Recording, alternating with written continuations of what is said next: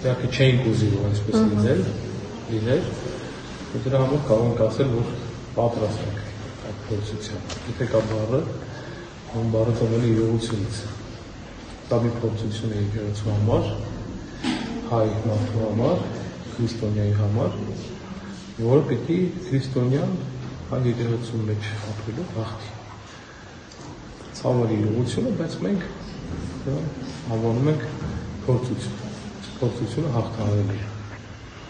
Այն ինչը անընդհատ անոնսվում է, վեհարանն ազատագրել, գրող եւ այլն, այդ ամեն ինչին պատրաստվում եք ինչ-որ ձևով։ Գիտեք, բառերը ասվում, ազատագրել, արդարություն վերականգնել, ես էլի ասել ենք մեր եղբայրներով, մի բան պիտի կորցնես, որ գտնես։ Մենք երբեք արդարություն չենք կորցրել, որ գտնենք։ Դա մեր։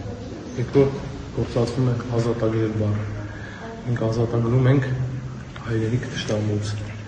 ազատագրում ենք մեր տունը գողից, մենք ազատագրում ենք մեր սրբություն անարգողից։ Իսկ վեհարանը վեհապարի նստավայրն է, որ իրավամբ Թադեոս Առաքյալի հաջորդն է, Սուրբ Գրիգոր Լուսավորչի գահի ամուր նստած է մեր աղոթքներով, մեր իրեն որդիաբար ծառայելով։ Ուրեմն կարելի է շատ նախադասություններ ասել, բայց կարևորն այն է, որ դու կարողանաս այդ նախադասություններին պատասխան տալ, ազատագրել, արդարություն վերականգնել, սա մեր համար, մեզ համար անհասկանալի եւ անընդունելի է։ Իսկ կոնֆլիկտի հանգուցալուծումը ո՞նց եք պատկերացնում, որ ինչ պետք է լինի վերջում։ Վերջում բարին հաղթելի է, եթե կարճ ասենք, տեսեք ես ժպտում եմ, մեր խիղճը հանգիստ է եւ վստահ ենք, որ բարին հաղթելու է։ Իսկ ամենավերջում մի օր բոլորս կանգնելու ենք իրար աչքերի առջև նայենք, աչքերի մեջ նայենք